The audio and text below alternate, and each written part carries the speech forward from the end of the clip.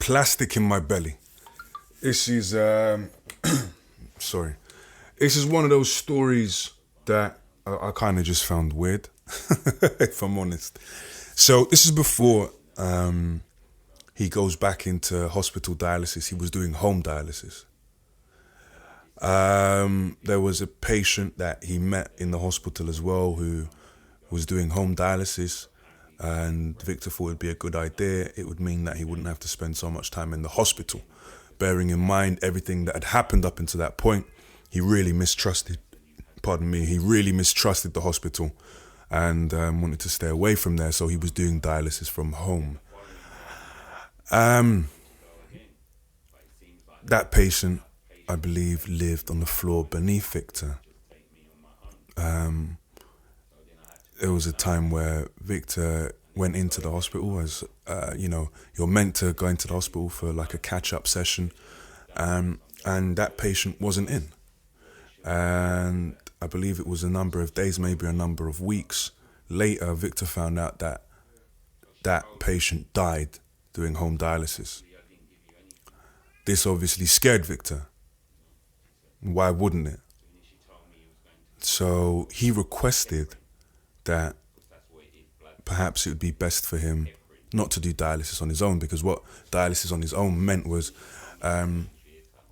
they had to make an incision, put some a plastic catheter or a holder or tubing in his body, so that when he would go to sleep, this is when they would do dialysis, he would just hook himself up to the machine. Now, to go back to normal dialysis, where they inject the piping or tubing into his fistula, you'll see what the fistula looks like in the video. But yeah, before that they could inject into his fistula to do dialysis at the hospital, they had to basically take the equipment home and to take out the tubing.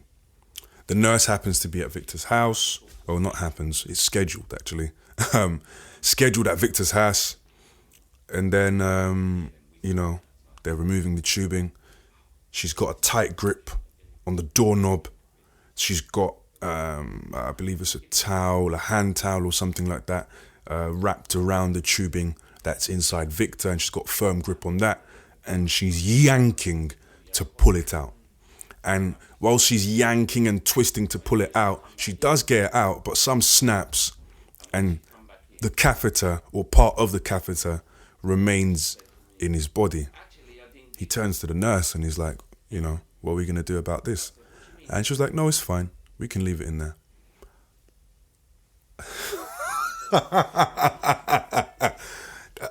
Again, I shouldn't laugh, but I just found that bizarre. That's the only word that, I don't know, is fitting for me. Maybe they're right. Maybe the plastic won't have any effect on his body, but the one thing that Victor reminds me all the time is I wasn't born with the plastic in me. They put it there to help with home dialysis. I'm not on home dialysis anymore. Take the plastic out. As far as Victor's concerned, the plastic itself, from time to time makes him feel sick.